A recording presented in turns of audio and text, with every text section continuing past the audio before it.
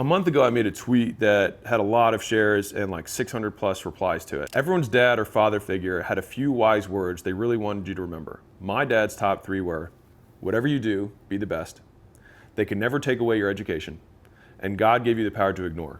Use it. And then I just asked my audience on Twitter, which is 300,000-ish people, what were your dads? My team and I did is we looked at the 600 plus responses and tried to consolidate them into the 20 top ones that we thought were the most powerful and the most universal, because in some ways, it's almost like getting all of the consolidated wisdom of everyone's father all at once. For the three that my dad gave me, the first one was, whatever you do, be the best. And this was something that I think my dad really pushed hard for me. And mind you, like he pushed it very hard because he's like, why were you not the best? And I think that drilled a lot of things into me. But just having that frame, now mind you, the best is tough because it means it forces you to always compare yourself to other people, which was a really hard frame for me to break for a long time. But what it did do was create somebody that always wanted to win. And I've tried to spend a lot of my life trying to redefine what winning means. But that was very deeply ingrained in who I was. He's like, be the best. And some people say that. And so I think a lot of the intention of like how enforced is that from the parent kind of dictates to what degree you really learn that lesson. And so I remember like for me, like if I'd get home and I'd have like a 99 on a test, like he would never say congratulations. He would always be like, what'd you miss? That always continued to raise the bar, which from a success and achievement perspective was good. For me, it made me over time a little bit resentful. I've tried to undo that. Always asking the question, and if you've seen that scene in the Little Giants, I think? No, it's one scene where the kid does some sprint with some guy on his back or something like that, and he goes as far as he can, and he's like, is that your best? And then the kid goes a little further, and he's like, is that your best? And the kid goes a little bit further, and he's like, is that your best? And the kid goes a little bit further. They keep going, and he's all the way like past the end zone.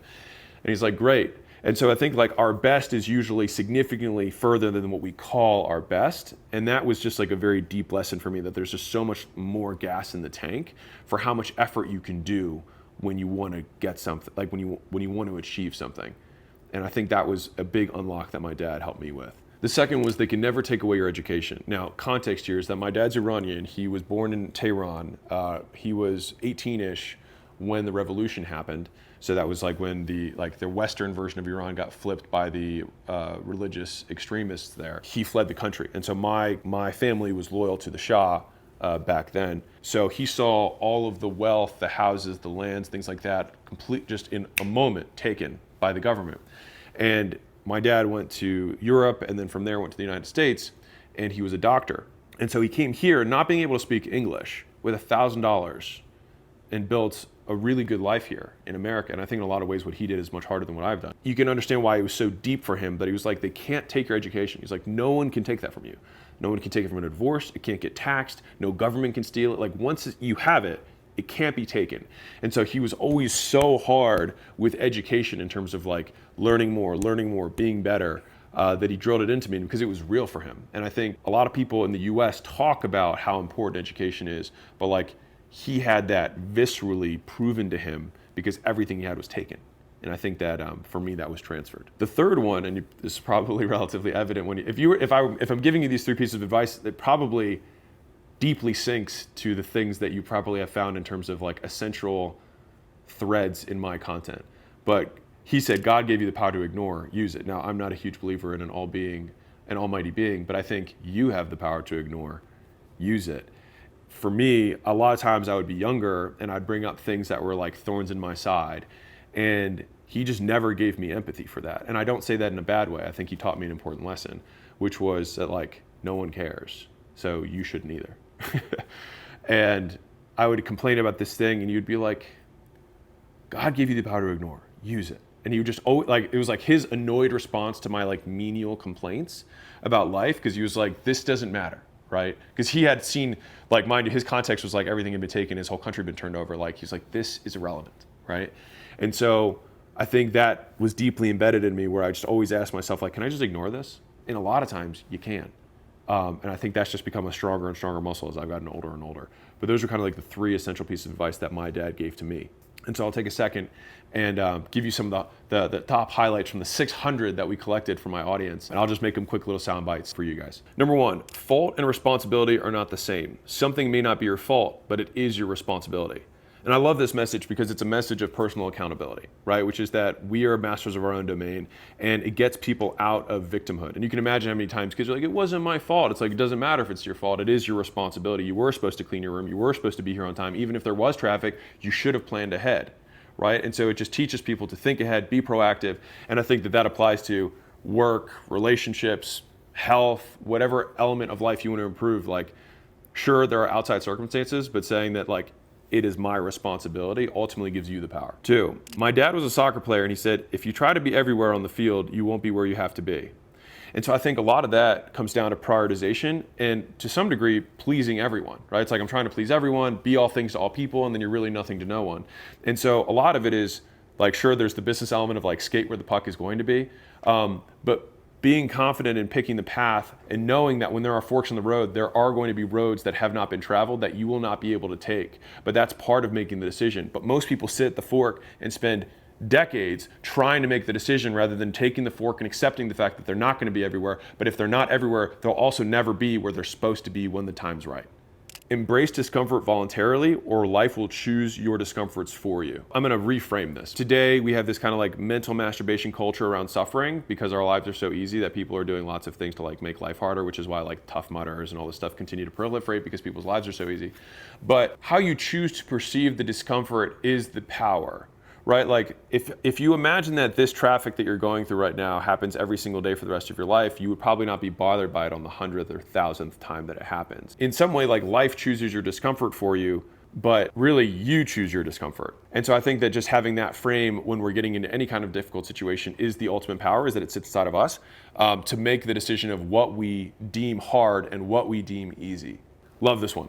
Leave things better than you found them. I feel like this is just one of those like great dadisms. Like if you're gonna borrow someone's lawnmower, bring it back cleaner and better, better prepared or whatever than anyone else does. That's just like such a respect-driven lesson. My take on this is that like if you're gonna do someone a favor, go above and beyond, which is I think the spirit of this is that like anything worth doing is worth doing well. And so like if you're going to help a friend out, don't just half-ass help. Like if you're gonna help a friend move, like be better than anyone else could possibly be for helping the friend. If you're going to do build a free deck for someone, don't just be like, well, it was a free deck and do a half-assed job because it was free. Make it better than if they had paid, or don't offer it at all. And so it's like if you're going to do something for someone else, just make it far in excess of what they expect. And I think that element of going above and beyond people very quickly associate your identity with that kind of behavior. And it's a very positive association from a respect perspective. 6, you can learn something from everyone. This is one of the great interpersonal skills of our time, which is like, I'm sure you can imagine some kids like, why should I be with that person? Or like, I don't want to talk to Ani, whatever, right? But the thing is that like everyone is better than us at something. And I think the fun part is trying to figure out what that thing is that they're better than you at, and then learning from them. And so that is a frame that allows every conversation to be both meaningful and additive to you as a person, while also making you interested, which other people will perceive as interesting. And so if you're talking to anyone, simply trying to say, I wonder what they're better than me at, and trying to learn from them is a great way to make lots of friends with lots of people and make life more interesting. The better you get, people you know won't like you, and people you don't know will love you. And so it's interesting, this is a lot like Jesus was never Messiah in his hometown. You can imagine, independent of your religious beliefs, that there was somebody who many people believed to be living God on earth, but everyone from his hometown denied him. And I find that really interesting when it comes to entrepreneurs and success and driving forward in life, is that the people who knew you when you were your most flawed, earlier on in your life, after you've invested more time in yourself, will always try and anchor you to your old self, to older versions of yourself that you've developed beyond. And they'll try and say like, you've changed, right? And you're like, I hope so. Some people call that growth, right? But they will cast those stones as negative things. And I love this because it just gives you the expectation of what success will look like. And so I consider these requisites for success, in that if the people that you grew up with are not denying aspects of what you have accomplished, then it means you're not successful enough yet. And so rather than seeing it as a negative, seeing it as a check mark to know that you are getting closer to where you're trying to go. Some opportunities only exist within a certain time frame, so take advantage of them. This is the whole idea. I mean, there was a tweet that I did that went viral on this concept, which is just that, like, by the time you have all the information, the opportunity is closed. A lot of times you need to make decisions with imperfect information. And a lot of people want to make perfect decisions, and it's a fallacy of living life that makes life very hard if you wait for that, because you always will miss the boat.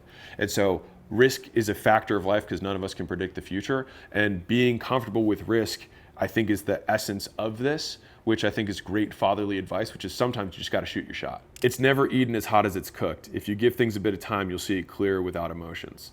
Yeah, the moment you get off the phone with a breakup, the moment you have some heated conversation, you're literally like, you're totally in fumes, you've got sky high emotions, sky high hormones.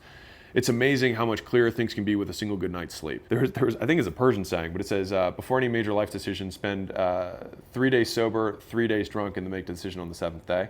You can do that or not. But I do think that having a full belly and a good night's sleep, ideally in a different area than you normally are, is some of the best ways to make the biggest life decisions, because you will be the most abundant in that time. Like, you're not stressed from sleep, you're fully fed, and ideally you have a different background in what you're looking at to give you a little bit of perspective, a little bit of space from your current existence, so that you can make the most long-term strategic shot, which maybe when you're skittish, more stressed, hungry, tired, in your same grind, you might make the more short-term decision.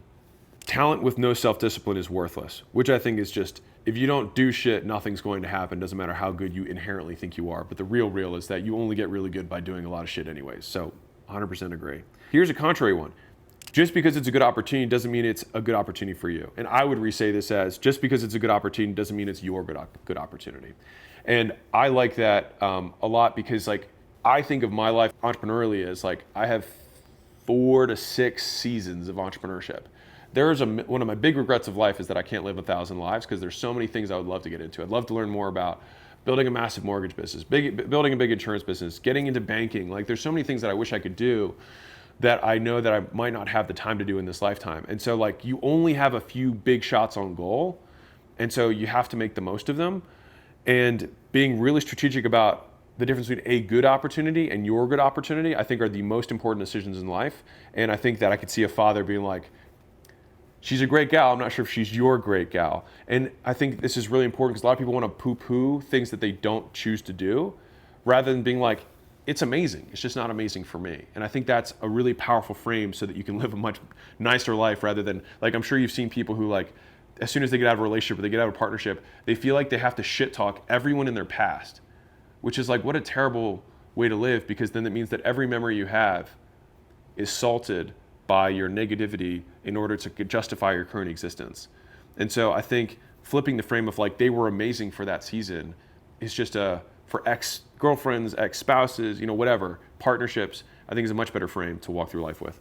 Do one thing like all the things, which is your best. So yeah, I agree. If it's worth doing, it's worth doing right, which is one of my, like, if I were a father, I think I could probably give my 3 pieces of fatherly advice at the end. But I think if you're going to do it well, is definitely a really good piece of advice, because it has 2 elements. One is deciding whether something's worth doing, which most things aren't. And I think that's the part that's underestimated with that piece of advice. And people over-index on do your best, but you can only do your best on a very few amount of things, which means that most things aren't worth doing because you don't have the resources to do your best for them. Put your shoulder to the wind and keep pushing forward. You only lose when you stop. So I will obviously agree with this, which is you just got to keep moving forward. Everything you do is a direct reflection of who you are. Yeah, I agree with that, because I think a lot of times, we will claim we are certain ways, and just as importantly, other people will claim they are certain ways, but when you look at their behavior, you're like, I'm not so sure about that. It's like when some people are like, he's a really good guy deep down. You're like, yeah, but he's literally always a dick, so I'm pretty sure he's just a dick, right? Or she's just a dick. Like, it is what it is. And I think, for me, judging people by their actions and not by their words or their intentions, which, how do you measure intention, has been way more helpful for me in terms of making decisions around people. So I like that frame. Measure twice, cut once. Absolutely. Love it. Plan a little bit, which is, I think, very similar to, you'd be amazed at how much smarter you can seem with 20 minutes of preparation, right? Like, if you go into a job interview, you go into a client meeting, you go into just a meeting within your company with just 20 minutes of prep, you will crush the meeting compared to everyone else, because most people show up late, completely unprepared. So it's so easy to win. There's a thin line between love and hate. And in The Wire, there's a fine line between heaven and hell, which is one of my favorite shows. Because the real opposite of love isn't hate, it's apathy. It's not caring at all. Because you've seen someone go from like a lover to a hater of the same thing in an instant because you're supercharged in one direction. So it's like flipping a charge versus having a neutral charge. It takes a long time to go from neutral to hate or neutral to love, but you can go from love to hate in an instant. And so it's much more like you've got apathy here and then you've got love and hate here, so you can flip here really easily, but it takes a lot longer to get around to apathetic or neutral. Don't wait for opportunities, create them. Yeah, I can imagine people be like, well, if they haven't given me the, and then the dad's just like, dude, go create it, go do shit, which I totally agree with. When I was getting better at golfing but hit a bad shot, he would say, good miss. Point being, even your bad shots are getting better. I love this. The simple frame shift of taking action and improvement as the goal, I think is probably one of the best things you can transfer to anyone, is that like you're getting better is the goal, rather than like you beat Tiger Woods, which most people try to start golf and compare themselves to Tiger Woods. And they're like, I'll never get there. But it's like, you don't get there by comparing yourself to Tiger. You get there by comparing your shots to yesterday's shots. And if like you improve yourself on a long enough time horizon, you can beat Tiger. But I think that if you're transferring that to a kid, that's an awesome piece of advice. You have 2 ears in one mouth, use them in that proportion. I feel like that's a wonderful piece of advice. Most people should just shut up and listen more, myself included. It only takes one moment to change your life forever. And that's positive and negative, which has very deep implications. Like all you have to do is drunk drive one time or get one girl knocked up. And your life will change forever. One of my favorite things from Warren Buffett is that a string of extraordinary numbers followed by a zero still equals zero. And so like you can erase a lifetime of excellent returns with one bad mistake. And so that's why he and Charlie Munger spend so much time talking about trying to avoid mistakes more than trying to make great decisions. Because if you avoid all the mistakes, you end up just kind of failing your way to success by default. And I think a lot of times we're better at looking for threats than we are at finding opportunities. And so spotting and identifying the threats and eliminating or avoiding them a lot of times will navigate you to success by default. Be open to everything and be attached to nothing, which is strong beliefs loosely held, which is one of the big traits of founders who are very successful, is that when they hear something, they will commit to it, but they don't attach themselves to it until there's an alternative, better explanation or better strategy or better idea. And I think this is one that fucking society needs, which is like people identify with their political beliefs, their religious beliefs, their whatever, and take anyone who says anything contrary to that as them insulting their very existence rather than insulting an idea. As a side note, a sign of intelligence is being able to hate an idea, love a person at the same time. And I think two smart people can talk about an idea and debate the idea without hating one another at all. And most dumb people cannot do that. So try not to be that way. I'm trying to think of like if I had kids, I know one of them would be around show me. Like, don't tell me, show me. Because a lot of people are like, I'm going to be better. I'm like, don't tell me, just show me. And I think that's it's an emphasis on action rather than words, which would be what I would want my kids to have overall. I would bet that do the boring work would definitely find its way into my dad lexicon, because they would probably be bitching and moaning about whatever they're doing, and I'd be like, you just gotta keep doing the work, do the boring work, keep putting the reps in. I think your work works on you more than you work on it is one of my favorite sayings ever, because it reframes what you are working on, and I think it makes the work inherently more meaningful when it feels tedious.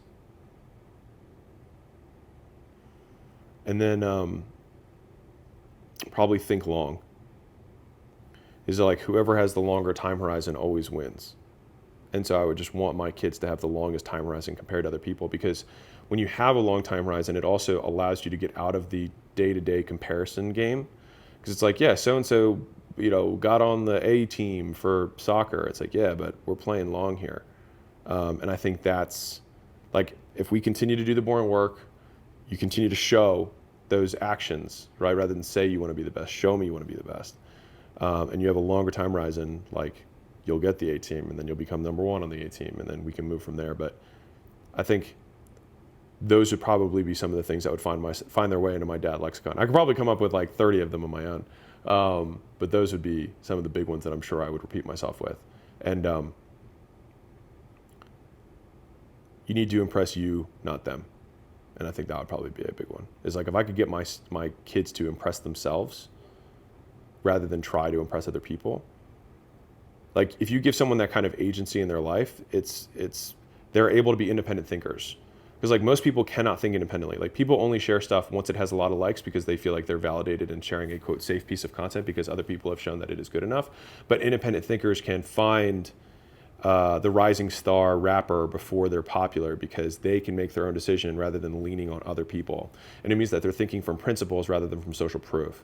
And I think that if I could make that shift, which is like, you need to be the judge rather than thinking about other people's opinions. Like if I could just get that one thing in, it would likely allow them to be significantly more successful in their lives.